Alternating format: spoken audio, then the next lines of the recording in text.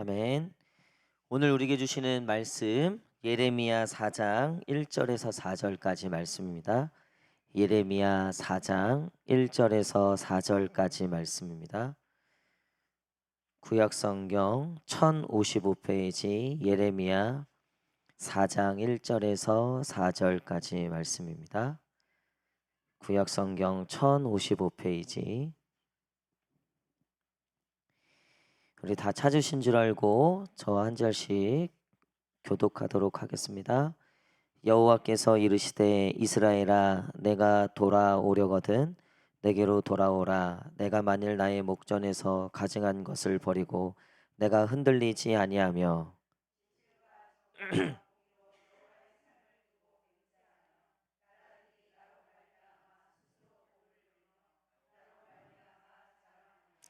여호와께서 유다와 예루살렘 사람에게 이와 같이 이르노라.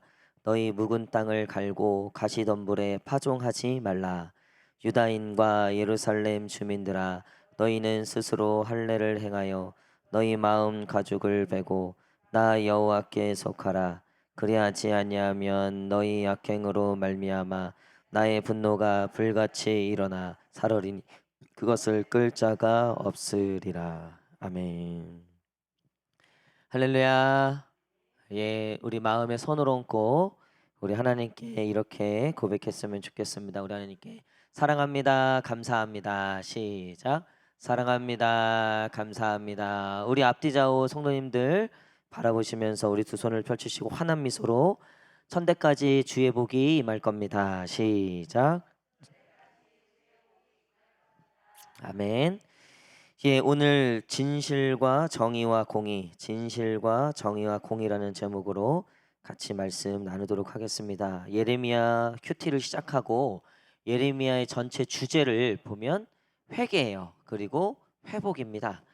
하나님은 이스라엘 백성들에게 회개하라고 계속 끊임없이 얘기하시고 이스라엘 백성들은 거기에 대해서 끝까지 반항하고 듣지 않는 그 모습이 계속해서 반복하고 있어요. 그래서 예레미야서를 읽으면서 마음이 조금은 무겁고 어려울 수 있어요. 왜냐하면 이게 다 회개의 말씀들이기 때문이고 어찌나 우리 마음을 그렇게 잘 아시는지 우리의 그 숨어있는 이 죄들을 다 드러내시는 그런 느낌이에요. 여러분 집에 이제 청소하다 보면 우리가 나름 깨끗이 청소하잖아요. 근데 나중에 이사할 때 보면 어때요? 깜짝 놀라죠.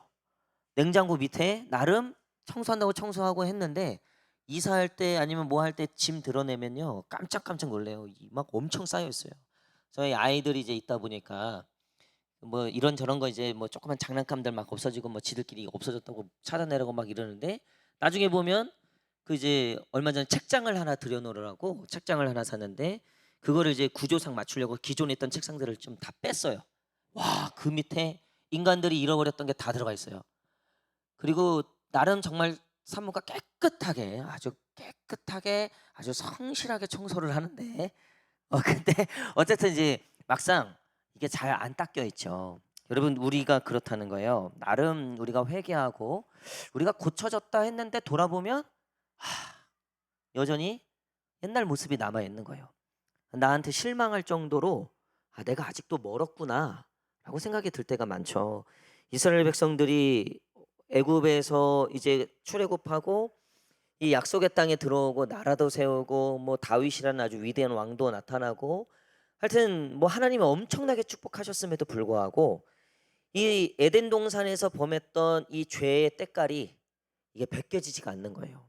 이게 사라지지가 않는 거예요. 이스라엘 백성들에게 하나님이 끊임없이 말씀하시는 게 이 단어예요. 우리 4장 1절 한번 읽겠습니다. 4장 1절 시작. 여호와께서 이르시되 이스라엘아 내가 도려오거든 내가 만일 나의 목전에서 가증한 것을 버리고 내가 흔들리지 아니하며 아멘. 돌아오려거든 내게로 돌아오라. 돌아와라 돌아와라. 예레미야 1장에서 4장까지만 쭉 봐도요 돌아오라는 얘기가 엄청나게 반복하고 있어요. 그만큼 하나님은 절실하신 거죠. 우리가 회개하길 원하시고 우리가 돌이키길 원하시고 우리가 변화되길 원하신다는 거예요. 제가 어제 우리 저녁 기도회 때도 잠깐 나눴지만 하나님의 마음이 느껴지는 거예요. 하나님의 마음이. 하나님이 얼마나 이 백성들을 향해서 정말 절실한지, 얼마나 마음에 막 애끓는지가 느껴지는 거예요. 우리 다음 세대를 생각하면 참 걱정이 많이 되죠. 우리 요즘 청년들이나 우리 청소년들, 또 아동부, 유아유치부, 뭐 유아유치부 아이들이야 뭐 뭘 알겠습니까? 그쵸? 근데 이 청소년부, 청년부만 생각해도요, 사실 마음이 썩 기쁘지만은 않아요. 걱정이 되니까. 얘네들이 접하는 많은 것들이 다 하나님을 대적하는 것들이에요. 또 하나님을 떠나게 하는 것들이에요. 근데 거기서 우리 아이들이 정말 잘 살아남을 수 있을까? 우리 아이들이 정말 믿음을 잘 지켜낼 수 있을까? 또 우리 자녀들의 신앙은 좀 어떤가? 우리가 지금 매주 만나는 우리 다음 세대 아이들의 믿음은 어떨까? 이거 생각하면요, 사실은 걱정이 되는 부분들도 있죠. 물론 우리가 나름 열심히 하긴 합니다. 우리 선생님들이나 우리 성도들이 열심히 기도하고 또 아이들 위해서 정말 많이 찬조도 하시고 정말 헌신도 하세요. 그럼에도 불구하고 여러분, 이게 어려운 일이라는 거예요. 하나님도 굉장히 어려우셨던 것 같아요. 아니, 선지자들을 보내니까 어떻게 해요? 선지자들을 족족 죽이는 거예요. 잔소리하지 말라는 거예요. 이 뒤에 이제 예레미야 살펴보면 알겠지만, 예레미야가 돌도 맞고 감옥에도 들어가고 하여튼 별일을 다 겪어요. 근데 다 하나같이 이 백성들이 돌아가기 싫어갖고, 그러니까 끝까지 난 여기가 좋다는 거예요. 끝까지 고집 부리고 끝까지 회개하지 않고 하나님께 뻗팅기는 거예요. 근데 이거를요, 꽤 오랜 시간을 하나님이 허용하세요. 허용하셨을 뿐만 아니라 이 백성들을 흔히 말하면 노아의 홍수처럼 심판하지 않으시고 끝까지 인내하시다가 결국 마지막에 마지막 카드를 쓰시죠. 그게 바로 예수 그리스도를 보내시는 거죠. 여러분, 우리가 회개하고 돌이키는 거는요, 너무 어려워요. 정말 쉽지 않습니다. 변하는 거 참 쉽지 않습니다. 근데 예수 그리스도로 말미암아 그 일들이 가능한 줄 믿습니다. 우리가 왜 예수님을 의지해야 되는가? 우리의 능력으로는요, 돌이킬 능력이 없기 때문에 그래요. 이스라엘 백성들도 하나님이 이렇게까지 하시고 수많은 선지자들을 보내셨는데, 이스라엘 백성들도 생각해 보세요. 제사는, 그러니까 예배는 드려야 되는데 이게 가증한 예배였다는 거예요. 차라리 안 드리면 마음 편하죠. 그냥 차라리 교회 떠나면 마음 편하죠. 그냥 아예 그냥 모르고 살면 세상 속 편해요. 그만큼 속 편한 거 없어요. 죄를 마음껏 지어도 꺼리끼는 게 없어요. 돌이킬 것도 없고. 근데 이게 하나님을 모르는 건 아닌데, 하나님의 백성이긴 한데, 그래서 율법을 나름 지키려고 하고 예배도 드리는데, 여러분, 이게 얼마나 마음이 괴로웠겠어요. 백성들이 다 집에는 우상 하나씩 다 섬겨놓고 있고 마음에는 하나님 사랑하는 마음이 없는데 드려야 되는 거예요. 예배는 드려야 돼. 그러니까 백성들도 고생이고 하나님도 고생이고. 여러분, 우리가 신앙생활을 고생하면서 하는 게 너무 많아요. 그냥 억지로 가야 되는 게 사실 너무 많아요. 제가 월요일에 이제 운동하는 모임에서 목사님들하고 여름 사역 관련해서, 이제 여름 사역 시즌이잖아요. 여름 사역 관련해서 이렇게 좀 얘기를 나누는데, 그 교회는 제가 봤을 때 참 대단하다라는 생각이 들었어요. 여름 사역을 안 하고 전 교인이 이 30일, 그러니까 우리는 40일 했잖아요. 우리보단 좀 약해. 어쨌든 근데 30일 기도회를 하기로 했다는 거예요. 전 교우들이 다 나와서. 그래서 유치부, 그러니까 유치부, 뭐 아동부, 청소년부, 청년부, 장년부에서 이번 여름 사역에 특별히 여름 사역으로 이렇게 따로 안 하고 30일 동안 날을 잡고 이 기도회를 하기로 했다는 거예요. 매일같이. 참 대단하잖아요. 그래서 어떻게 그런 생각을 하셨습니까? 얘기를 하니까 수련회를 하고 뭘 했는데, 흔히 말하면 이걸로 안 된다는 거예요. 2박 3일 가지고 안 된다는 거예요.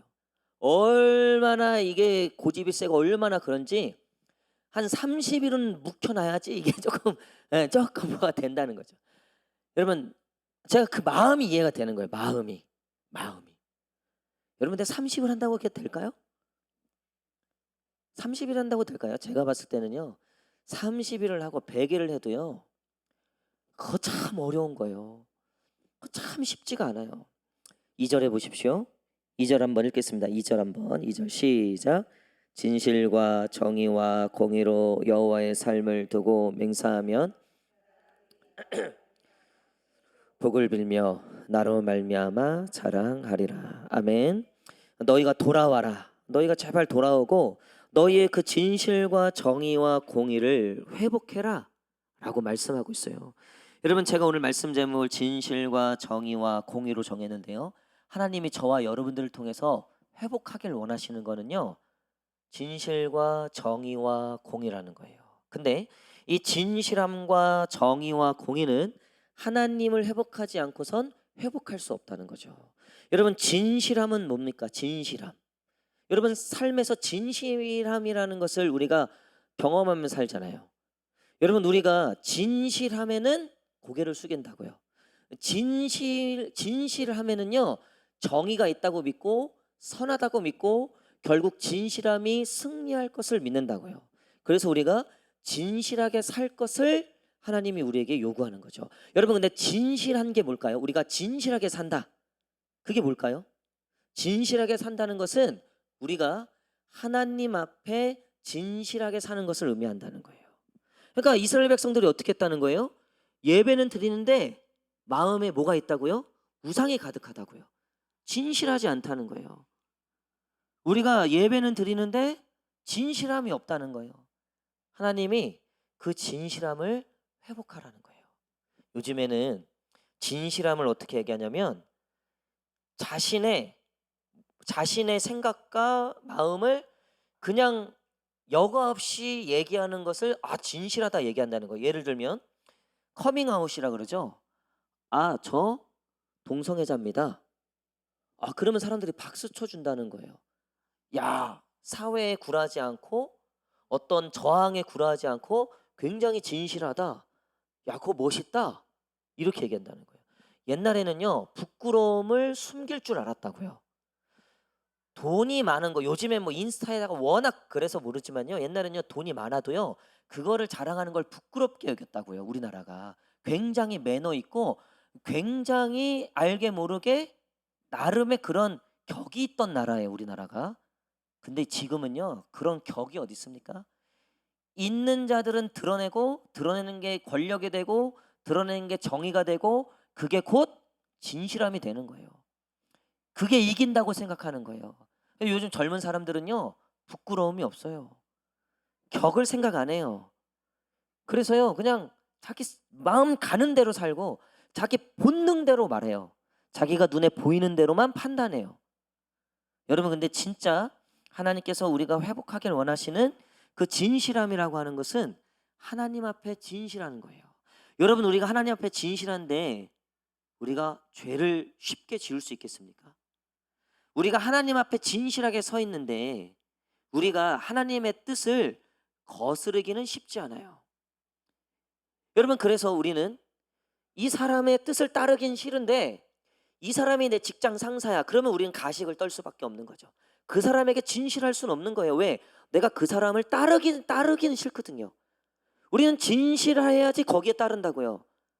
여러분 우리가 하나님 앞에 진실하지 않는데 어떻게 하나님을 따르겠습니까? 여러분 하나님 앞에서 우리가 돈에 대해서 진실해야 돼요. 우리가 삶에 대해서 진실해야 돼요. 진실하지 않고 하나님을 따르겠다? 여러분 그건 다 거짓말이에요. 그래서 우리는요 이 얘기를 기억하셔야 돼요. 우리가 진실할 때 그 진실함이 우리를 책임져 줘요. 근데 우리가 거짓을 얘기하면요 그 거짓을 내가 책임져야 돼요. 그러니까 우리가 하나님 앞에 예배를 드려도 왜 내 삶의 무게가, 내 인생의 무게가 왜 이렇게 무겁냐면요 하나님 앞에 진실하지 못하기 때문이라는 거예요. 여전히 신앙생활을 가식적으로 하고 있기 때문에 여전히 내 짐, 오히려 신앙의 짐까지 나한테 엉겨져. 오히려 신앙의 율법들이 오히려 내게 더 큰 무게가 되는 거예요. 그래서 신앙생활이 너무 힘들고 재미없는 거죠. 그러니까 이스라엘 백성들이 얼마나 힘들었겠어요. 아침 저녁으로 예배는 드려야 되는데 마음은 하나도 없어. 세상에 그것만큼 어려운 게 어디 있어요? 여러분 직장 생활이 왜 힘든 겁니까? 다 힘든 거 아니죠? 근데 직장 생활을 즐겁게 하는 사람들이 있어요. 거기에 진실함이 있을 때예요. 이게 나의 이 일이, 이 직업이, 이 일터가, 이 관계가 나에게 내 인생의 진실함으로 채워질 때 관계가요, 내 삶의 힘이 능력이 된다고요. 그래서 그 직장이 오히려 물론 힘들지만 나에게 보람도 되고 기쁨도 된다고요. 그렇죠? 여러분 그래요. 우리는 진실함의 관계에서 힐링을 얻는다고요. 인간관계도 그렇잖아요. 가식 떨 거면 스트레스 받는 거죠. 제가 주일날 오후 예배 때 말씀드린 총동문회 갔다 그랬잖아요. 그래서 제가 이제 기수 대표로 초대를 받아서 갔어요. 역시나 결론은 학교 도와줘라였어요. 예. 근데 제가 거기서 어떻게 됐어요? 저 못 도와요 이러겠어요? 겉은 표정은 어떻게 해야 돼요? 네 알겠습니다. 이렇게 얘기해야 되겠죠. 너무 힘들어요. 너무 자리가 힘들더라고. 너무 어렵더라고요. 왜냐하면 나는 아직 마음이 거기까지 아닌데 막 이만큼을 요구해 대니까 야 그거 어렵더라고요. 제가 오면서 이 모임은 내가 오늘 마지막이다 하고 이제 왔어요. 굉장히 자리가 어렵더라고요. 게다가 막 조상님들 계신 거예요. 뭐 파리 학번 막 조상님들 계신 거예요. 저는 공공학번인데. 그래서 제가 제일 막내예요. 소개를 하는데 제일 늦게까지 기다렸다가 그냥 거의 막 10시 가까이 돼서 끝났어요. 그 어른들 얘기를 다 듣고 있고 이렇게 하는데 그래서 내 청년들 마음이 이해가 됐어요.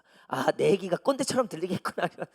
그 파리학번 그 조상님이 막 이런저런 얘기를 하시는데 게다가 이제 막내가 공공학번이 왔으니까 얼마나 또 이게 또 이런저런 얘기 해주고 싶은 게 많잖아요 또. 와 내가 그 얘기 듣느라고 막 미치는 줄 알았어요. 근데 나는 이 선배를 내가 알지도 못하고 이분이 누군지도 모르는데 그 얘기를 다 듣고 있자니 야 그거 참 어렵더라고요.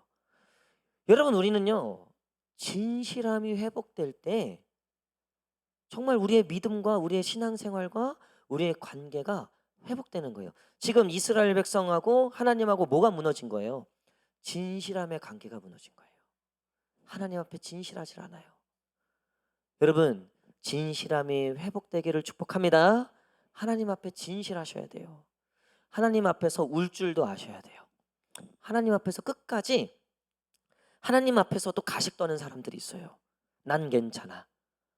그 옛날 그 가요 있잖아. 난 괜찮아. 난 괜찮아. 그거 다 이상한 가요예요. 난 괜찮은 사람이 어디 있어요 세상에. 우리 앞뒤 좌우 성도님들과 한번 이렇게 고백했으면 좋겠습니다. 사실 제가 안 괜찮습니다. 시작. 여러분 세상에 괜찮은 사람이 어디 있어요? 그 괜찮은 사람은요. 그건 정말 하나님 앞에 진실한 사람은 괜찮을 거예요. 하나님하고 진실함으로 관계가 회복이 안 되는데 괜찮다고요? 인생이 삶이요? 아니요. 절대요. 여러분 그러니까 이스라엘 백성들이 안 괜찮은 거예요 지금. 너무나 힘든 거예요. 그들은 될 줄 알고 애굽을 의지하고 될 줄 알고 우상을 섬기고 금은보화 병거와 마병을 의지했지만 하는 전쟁마다 패하고 재물들을 다 뺏기고 급기야 이제 아수르에게 점령당하고 이제 곧 바벨론에게 점령당해요. 그들이 의지했던 그들이 진실하게 섬겼던 우상들에게는 다 배신당하고요. 정작 가장 진실해야지 가장 정직해야 하고 가장 나를 사랑하시고 나를 지켜줄 수 있는 하나님과의 관계는 진실하지 못해서 다 무너지게 되었다는 거죠. 저는 인생에 대해서 후회하는 분들을 봅니다. 내가 헛살았다. 그 헛살았다의 핵심은요. 하나님과 진실하지 못했다. 이 얘기예요. 내가 공부를 못했다. 좀 아쉬울 수 있어요. 내가 큰 돈을 벌 수 있었는데 못했다. 그것도 좀 아쉬울 수 있죠. 내가 그때 그 오빠랑 결혼했었어. 그럴 수 있어요. 아쉬울 수 있어요. 근데 그거는요. 인생의 결정적인 문제는 아니에요. 우리 인생의 영혼에 결정적인 문제가 있다면요. 여전히 내가 하나님과 진실하지 못한 거에 있는 거예요. 하나님에게 들키고 싶지 않은 게 너무나 많은 거예요. 하나님 앞에 오픈되지 않은 게 너무나 많은 거예요. 여러분 그래서 아담과 하와가 죄 짓고 그 죄를 숨기고 있으니까 어떻게 해요? 아담아 아담아 부르니까 피하기 바쁘죠. 도망가기 바빠요. 여러분 왜 하나님을 도망치는 줄 아세요? 왜 예배, 찬양, 기도 왜 이것들에 대해서 우리가 왜 도망치려고 하는 줄 아세요? 하나님 앞에 진실할 용기가 없는 거예요. 하나님 앞에 진실할 마음이 안 되는 거예요. 여러분 근데 우리 하나님께서 이 백성들에게 돌아와라. 제발 돌아와라. 내 앞에 진실해도 돼. 너 있는 모습 그대로 괜찮아. 내가 다 용서하고 내가 다 씻겨주고 내가 다 안아줄게. 지금 하나님은 끊임없이 그 얘기를 하고 있는데도 이스라엘 백성들이 돌아오질 못하는 거예요. 여러분 혹시 돌아가야 되는데 내가 하나님 앞에 이제 정말 다 벗은 모습으로 정말 내가 하나님과 이제 더 이상 꺼리낄 게 없는 그런 관계로 다시 회복해야 되는데 혹시 머뭇머뭇 갈등 중에 있다면 여러분 주저 말고 하나님께 돌아오시기를 축복합니다. 우리 하나님은요 기다리고 계세요. 그리고 그 하나님은 언제나 우리에게 진실하십니다. 오늘도 지금도 그 진실함을 한 번도 꺾으신 적이 없다는 거예요. 우리가 돌아오기만 하면 하나님이 우리를 받아주시고 우리를 사랑하시고 우리의 믿음과 우리의 마음을 회복시켜 주실 줄 믿습니다. 여러분 진실함을 회복하는 것이 돌아오는 거예요. 두 번째는 뭡니까? 정의를 회복해야 돼요. 여러분 이 정의는 뭡니까? 정의는 의죠. 정의인데 하나님의 의라고 하는 거예요. 그 하나님의 의는 뭐냐면 하나님이 선하시다는 것을 우리가 인정하는 것을 의미해요. 그러니까 정의는 세상의 선과 악을 판단하는 것에 대해서 이야기하는데 성경이 얘기하고 있는 정의는 그게 아니에요. 우리에게 하나님은 정의를 결단할 것을 그 권세를 주지 않으셨어요. 선과 악을 그래서 심판을 하나님께 맡기라 그랬잖아요. 우리는 뭘 믿는 게 정의냐면요. 선하신 하나님께서 하나님의 선하신 뜻대로 판단하실 것을 믿는 거예요. 하나님의 정의를 믿는 거예요. 할렐루야. 여러분 저는 이 정의가 성도들 그리스도인에게 너무나 중요한 포인트라고 생각해요. 왜? 우리가 신앙생활할 때 뭐가 가장 두렵냐면요. 이게 아니면 어떡하지? 이게 제일 두렵다고요. 내가 열심히 봉사했는데 돌아오는 것이 고작 손가락질이야. 아무도 안 알아주는 것 같아. 내가 헌금하고 내가 봉사하고 내가 시간 들이고 내가 희생했는데 내가 바보처럼 산 것 같은 거예요. 아무런 변화도 일어나지 않고 누구도 알아주지 않는 것처럼 느껴질 때가 있어요. 때로는 그것 때문에 상처받을 때도 있어요. 때로는 그것 때문에 흔들릴 때가 있다는 거예요. 여러분 그때 필요한 게 하나님의 정의라는 거예요. 그 정의란 뭐라고요? 하나님께서 선과 악을 판단하시고 마지막 날에 그분께서 선하신 뜻대로 당신의 백성들을 선악간에 분별하실 것을 우리가 믿는 거예요. 여러분 이 하나님의 정의가 사라지면요 그때부터는요 우리가 하나님을 위해서 사는 것이 주저주저 된다는 거예요. 왜? 이거 아니면 어떡하지? 라는 두려움이 있어요. 내가 이렇게 살다가는 이거 정말 손해보고 끝나겠다. 내가 정말 바보가 되겠다. 라는 생각이 들어올 때 여러분 그건 왜 그러냐면 정의로 세상을 판단하시고 결국 하나님의 그 정의가 하나님의 의가 이루어질 것에 대한 믿음이 없기 때문에 그렇죠. 이스라엘 백성들에게 끊임없이 하나님이 말씀하셨잖아요. 나를 믿어라.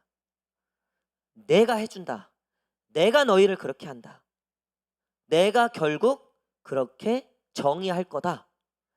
이 얘기를 이스라엘 백성들이 끝내 믿지 못하는 거죠. 여러분 하나님이 정의하신 대로 이루어지게 됨을 믿으시기를 축복합니다.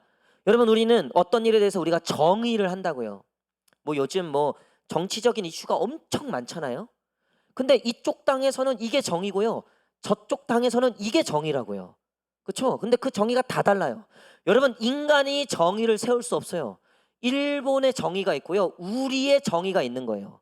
누가 맞는 거예요? 죽을 때까지 일본은 지들이 맞는 거고요. 죽을 때까지 우리는 우리가 맞는 거예요. 인간들끼리의 정의는 사실 서로를 더 괴롭게만 할 뿐이에요. 반목하고 서로의 적개심과 결국 선악간의 판단을 하기 우리가 시작한다면 우리는 결국 공멸할 수밖에 없다는 거죠. 인간관계도 마찬가지고요. 신앙생활도 마찬가지예요. 여러분, 교회는요, 우리가 하나님의 말씀을 배워서 하나님의 정의를 배워서 우리가 정의하는 것이 아니라 하나님의 정의를 믿는 거예요. 예를 들면 이거예요. 하나님이 선하시다 한 것을 선하다고 믿는 거예요. 할렐루야. 하나님이 이거는 악하다라고 하는 것을 악하다라고 믿는 거예요. 할렐루야. 근데 우리는요, 이렇게 해요. 악한데 내가 보기엔 좋아. 그럼 이거 선한 거 아니야? 이러고 먹는다고요. 하나님의 정의를 거스르는 거예요. 이스라엘 백성들은 하나님의 그 정의를 거스르기 시작했다는 거예요. 그래서 하나님이 정해 놓으신 것, 하나님이 정해 놓으신 것 말고 내가 정의한 것을 믿기 시작했다는 거예요. 내가 정의한 것이 진리가 됐다는 거죠. 우리가 그렇게 신앙생활 하면서부터 하나님과의 관계가 어려워지는 거예요. 그래서 우리는 악을 선하다고 할 때가 너무나 많아요. 여러분, 우리는요, 믿음으로 싸운다고요. 믿음으로 정죄하고요. 믿음으로 미워한다고요. 하나님의 이름으로까지 미워해요. 여러분, 이게 굉장히 모순인 거죠. 하나님은 우리에게 미워하지 말라고 말씀하셨어요. 할렐루야. 죄는 미워하라 그랬죠. 맞아요. 그거는 하나님이 말씀하신 그 죄는 미워하라 그랬어요. 근데 원수까지 사랑하라고 정의하셨죠. 근데 아니라는 거예요. 나는 아니라는 거예요. 미쳤냐, 왜 그러냐는 거예요. 하나님의 정의 틀렸다 이거예요. 내 정의로 심판하겠다 이거예요. 그리고 오늘도 얼마나 심판하고 있었어요. 우리가 오늘도 마음에 얼마나 내 정의로 하나님의 정의를 무시하고 내 뜻으로 살아가고 있었습니까? 돈에 대해서는 우리가 어떻게 정의하고 있습니까? 주일날 우상 관련해서 내가 만든 신, 근데 오늘 양육을 하는데 집사님이 주일날 충격을 받았다는 거예요. 자기는 우상에 대해서 생각할 때 목사님이 우상 설교하는구나 해서 자기 이미 모태신앙에 꽤 오래 교회를 다닌 그 집사님이라 자기 이미 레파토리가 오늘 설교가 돈을 우상 삼지 마라, 명예를 우상 삼지 마라, 이렇게 가겠구나 하고 이미 설교 끝났다는 자기는. 근데 듣고 보니까 그런 게 아니라 내가 만든 신, 그러니까 내가 생각하는, 내가 보기에 좋은 신, 내가 편한 신을 내가 만들어 놓고 내가 이게 하나님이다 하고 믿는 게 우상이다. 여러분, 그게 바로 내가 정의한 거예요. 인간관계에 대해서도 내가 정의해 놓고 내 돈에 대해서도 내가 정의해 놓고 내가 그거 믿고 사는 거예요. 하나님이 정의한 건 상관없는 거예요. 하나님이 정의해 놓은 거, 말씀해 놓은 거는 나에게 중요하지 않다는 거죠. 여러분, 우리가 하나님 앞에 정의를 회복해야 될 줄 믿습니다. 하나님의 정의를 믿는 거예요. 여러분, 그래서 이 하나님의 정의라고 하는 거는요, 우리에게 제가 말씀드린 그리스도인들에게 굉장히 중요한 포인트가 된다 그랬죠. 여러분, 결국 악이 승리합니까? 선이 승리합니까? 선이 승리합니다. 근데 세상도 그렇게 얘기해요. 근데 우리는 여기서 한 가지 더 나가는 거예요. 결국 하나님이 승리하는 거예요. 할렐루야. 여러분, 이 정의를 있는 그대로 믿으셔야 된다는 거예요. 하나님이 그렇게 정해 놓으셨어요. 세상을. 나 만군의 여호와가 승리한다. 게다가 나 만군의 여호와가 정한 대로 그 일이 이루어질 것이다. 할렐루야. 여러분, 우리는 그 하나님의 정의가 있기 때문에 더 이상 고민할 필요가 없는 거예요. 하나님이 정하신 대로 가기 때문에 우리는 그 정하신 뜻대로 걸어가기만 하면 되는 거예요. 여러분, 어떻게 보면요, 하나님을 믿었다는 거는요, 길이 생긴 거예요. 우리가 왜 어렵습니까? 삶이 길을 몰라 방황하는 거예요. 뭐가 진리인지, 뭐가 정의인지, 어디로 가야 되는지 고민할 필요가 없는 거예요. 하나님이 말씀하시는 대로만 가면 돼요. 할렐루야. 여러분, 그게 그리스도인에게 주신 정의라고 하는 거예요. 여러분, 이 정의가 저와 여러분들에게 은혜가 되는 줄 믿습니다. 하나님이 정하신 대로 되는 거예요. 하나님이 뜻하신 대로 되는 거예요. 뭐가 두렵습니까? 뭐가 어렵습니까? 내가 지금 사자굴에 들어갈지라도, 풀무불에 들어갈지라도 뭐라고 고백해요? 그리 아니하실지라도. 왜요? 하나님이 정해 놓으신 건 우상 숭배하지 마. 나 외에 다른 신을 섬기지 마. 네가 이 율례와 계명을 지키면 내가 너를 보호할 거야. 내가 너를 지킬 거야. 내가 너를 세상 모든 민족 위에 모든 사람들보다 더 뛰어나게 할 거야. 다니엘과 세 친구는 그 하나님의 정의를 믿은 거예요. 그 정의가 살아 있는 거예요. 그래서 풀무불에 들어간 거죠. 다니엘이 사자굴에 들어간 거죠. 그리고 하나님이 정해 놓으신 그 뜻대로 이루어진 거죠. 할렐루야. 여러분, 어떠한 삶의 형편 가운데 있더라도 하나님이 정해 놓으신 그 뜻, 다니엘이 그 뜻을 정하였다. 하나님의 정의를 회복하고 믿었다. 그 바벨론에게 포로돼서 나라가 다 망했음에도 불구하고 하나님의 그 정해 놓으신 뜻, 약속을 믿는 거예요. 뜻을 정했다는 것. 여러분, 이 정의, 하나님의 뜻을 정하시고 회복하시는 저와 여러분 되시기를 간절히 축복합니다. 여러분, 마지막으로 공의를 회복해야 돼요. 여러분, 공의는 뭘까요? 이 공의가 세상이 얘기하는 정의와 조금은 닮아 있지만 엄밀히 말하면 좀 다른데요. 이 공의는요, 결국 그리스도인들이 세상의 빛과 소금이 되는 것을 얘기하고 있는 거예요. 여러분, 공의는 공정한 심판을 의미하죠. 그렇죠? 그게 공의예요. 우리가 공익이라고 했을 때 공익, 모두에게 이로운 것을, 공의는요 모두에게 공평한 것을 의미하는 거죠. 모두에게 유익이 되는 거. 하나님께서 말씀하시는 그리스도인들, 하나님의 백성들의 공의라고 하는 건 우리가 하나님의 나라를 위하여 세상의 빛과 소금으로 사는 것을 의미한다는 거예요. 여러분, 이 하나님의 공의가 회복되는 저와 여러분 되시기를 간절히 축복합니다. 여러분, 그래서 우리는요 공공 질서를 지켜도 왜 지키는 거예요? 하나님 때문에 지키는 거예요. 할렐루야. 왜 우리는 남들 다 반칙하는데 반칙하지 않아요? 왜? 벌금 물까봐? 그것도 있죠. 세상이 그거를 공의라고 얘기하죠. 근데 돈 많은 사람들은 제가 보니까요 그 고속도로 버스 전용 차로를요 그 벌금 찍히잖아요. 그거 속도 위반도 찍히고. 돈 많은 사람들은 바빠 죽겠는데 그냥 그대로 간다는 거예요. 돈 앞에 공의가 무너지는 거예요. 그냥 돈 좀 더 내면요 요즘에는요 비행기도 먼저 타고요 하물며 놀이기구도 먼저 타더라고요. 놀이기구도 돈 좀 더 내면.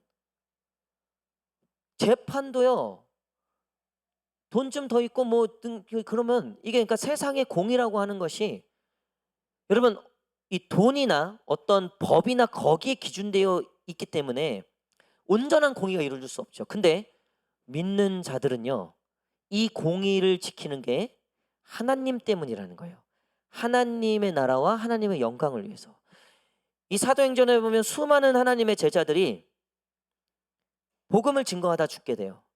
근데 충분히 변호할 수 있었고 충분히 거기에 대항할 수 있었지만 그렇게 하잖아요. 억울하지만 자신이 희생해요. 좀 손해보지만 자신이 양보해요. 왜일까요? 남들 다 거짓말하고 다니지만 자기는 손해를 보면서도 정직하게 사업해요. 왜 그럴까요? 그게 바로 공의가 회복된 신앙인이라는 거예요.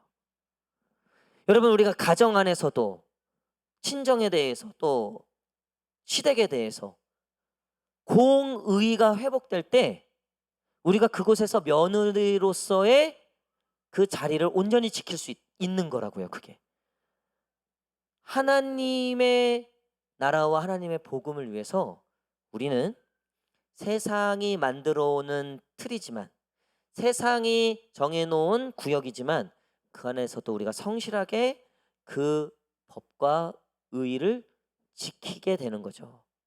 여러분, 그래서 로마서에 보니까 너희를 위하여 세운 그 왕의 그 법을 잘 지켜라. 나라 법을 잘 지켜라 라고 얘기하고 있죠. 하나님도 우리에게 공의에 대해서 얘기했어요. 근데 목적이 다른 거예요. 벌금 내지 않기 위해서가 아니라 사회에서 인정받기 위함이 아니라 하나님 나라를 위해서예요. 오늘날 교회가 결국 욕을 먹는 게 이 공의가 안 됐기 때문에 그래요. 공의. 우리는요 교회 우리끼리는 너무 좋아요. 우리끼리는 구원도 받았죠. 우리끼리는 사랑도 있죠. 우리끼리는 정의도 있죠. 우리끼리는 너무 좋아요. 근데 우리가 세상에 나가서 사회에 나가서 가정에 들어가서 직장에 가서 우리가 하나님의 공의를 지키며 살고 있는가? 여러분 왜 이단들이 욕을 먹습니까? 사회 악이기 때문에 그래요. 공의가 없어요 거기는. 한번 생각해 보세요. 이단들의 특징은요, 자기네들의 정의와 자기네들의 진실은 있어요. 자기네들 나름 다 이단이죠. 근데 이단이 가질 수 없는 게 있어요. 그거는 공의예요. 왜? 사탄은요 공의를 제일 싫어하고 제일 미워해요. 사탄은요 정의로울 수도 없고 공평할 수도 없어요. 이거는요 하나님의 속성이에요. 공의는. 여러분 이단은요 하나같이 다 사회 악이에요. 절대 사회를 이롭게 하는 이단은 없어요. 왜 그런 눈으로 보세요? 아니에요라고 하는 어떤 그런 눈빛이 있는 것 같은데요. 여러분 근데 유일하게 세상을 이롭게 하는 조직이 있어요. 그게 바로 교회라는 거예요. 할렐루야. 왜 하나님이 빛과 소금이라고 말씀하셨습니까? 빛, 소금은요 그것도 세상의 빛과 소금이잖아요. 소금과 빛은 다 자기를 태우고 자기를 녹여서 맛을 내는 거예요. 그렇게 함으로 세상을 이롭게 하는 거죠. 썩지 않게 하는 거죠. 어둠을 빛으로 만드는 거죠. 너희는 세상의 빛이라. 여러분 유일하게 세상을 밝게 하고 세상을 이롭게 하고 세상을 좋게 하는 것은 교회밖에 없다는 거예요. 그래서 역사를 보면요 교회가 타락할 때는요 세상도 타락해요. 근데 교회가 깨어 기도할 때는요 세상도 회개하고 돌아온다고요. 그게 각 시대마다 부흥이 있었던 시절을 보면 알 수 있어요. 여러분 1907년에 저 평양에 대부흥이 있었을 때요, 그 당시에 조선이 어떤 나라, 우리나라가 어떤 나라냐면요 온갖 백성들은요 술로 다 쩔어 있을 때예요. 이 양반들은 관리들은 다 부정부패에 아주 찌들어 있던 사람들이에요. 그러니까 나라가 망할 만했죠. 근데 1907년에 대부흥이 일어나고 성령이 임하고 하나님의 말씀이 교회에 들어오고 세상 우리나라에 들어오고 하나님의 말씀들이 퍼지기 시작하니까 회개하기 시작하는 거예요. 사람들이 깨어나기 시작하는 거예요. 그리고 나라를 걱정하기 시작하는 거예요. 이 독립선언하고 3.1 만세운동하고 모든 독립운동에 앞장섰던 사람들이 대부분 다 기독교인이었던 거는 다 이 하나님의 공의의 입장이 회복됐기 때문에 그렇죠. 여러분 기독교가 들어갔던 나라들마다 여자의 인권이 회복되고요, 교육이 확대되고요, 의료가 확대되고 공평해지고 이 빈부 간의 격차와 신분 제도들이 없어지기 시작해요. 왜요?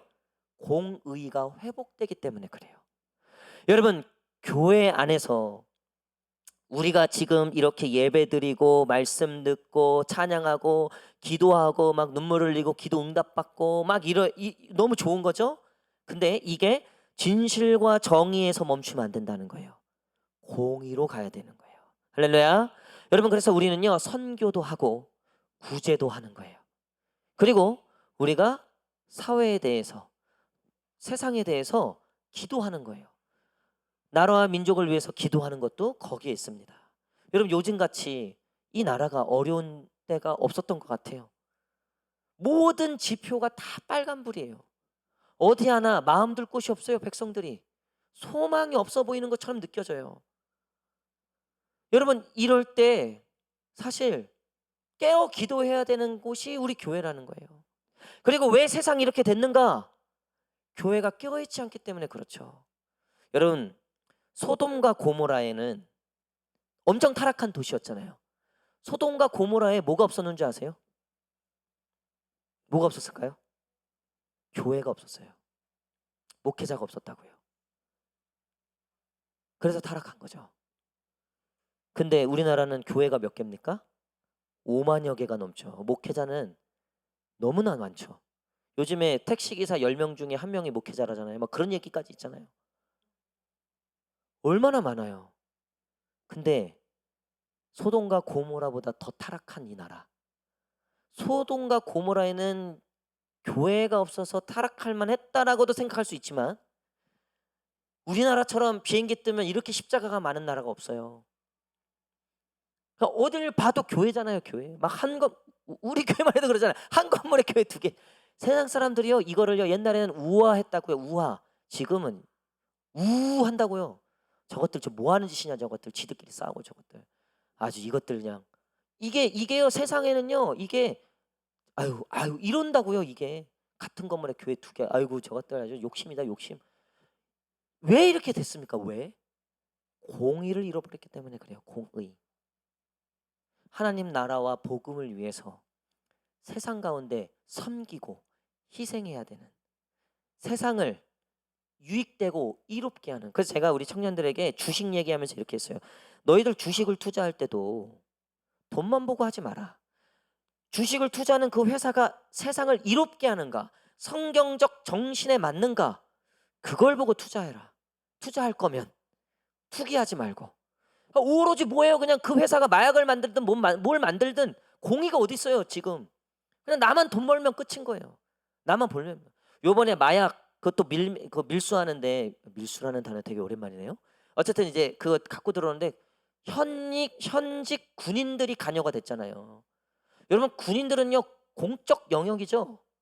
누구보다도 공정해야 되고 공익을 생각해야 되는 인물들이. 경찰, 뭐 공무원들.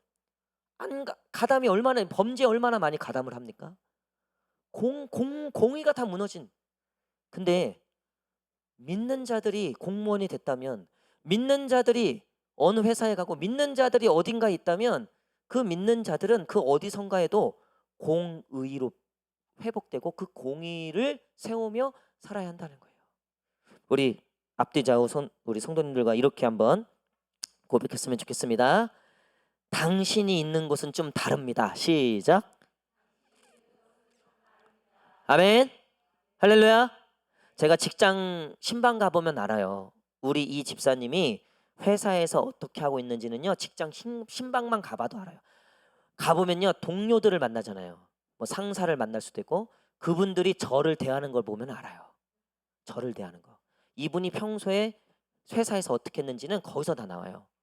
여러분, 제가 신방 가면 저를 상사가 와서 와 어서 오시라고 하면서 뭐 커피 드시라고 하면서 대접을 막 엄청 막 이렇게 하고.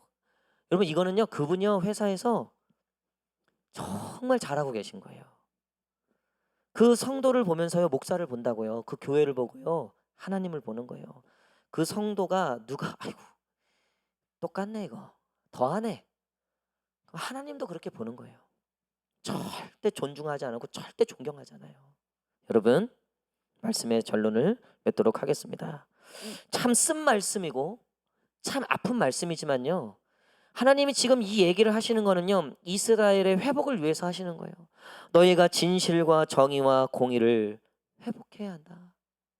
그게 나의 유일한 자랑이고 그게 내가 너희에게 준 내 유일한 부탁인데, 그것이 세상을 이롭게 하고 그것이 세상을 구원하는 것인데 너희가 그것을 다 잃어버렸다는 거예요.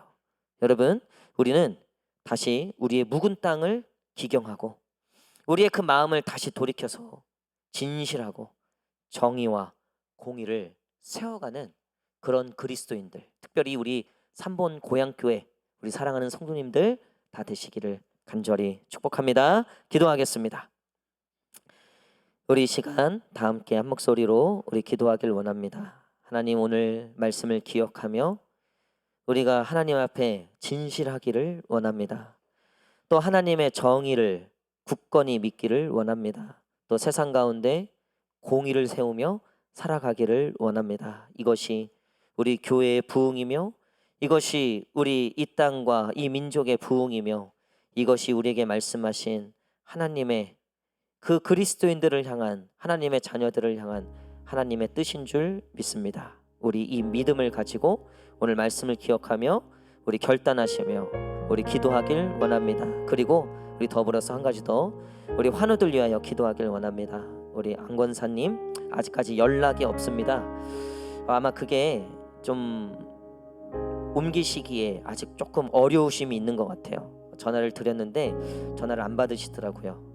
아직까지는 좀 어떤 그 요양병으로 가는 좀 어려움이 있으신 것 같습니다. 우리 안권사님 구체적인 사항을 아직 제가 연락을 못 받았는데 위에서 기도해 주시고, 또 우리 동안 형제 위에서 기도해 주시고 좋은 병원을, 재활병원을 찾을 수 있도록 우리 동안 형제도 위에서 기도해 주시고, 또 우리 송영 성도님 위하여서 또 기도하고, 또 우리 연약한 우리 성도들 위하여 함께 기도하기를 원합니다. 우리 이렇게 두 가지 기도 제목 가지고 다 함께 한 목소리로 기도하겠습니다.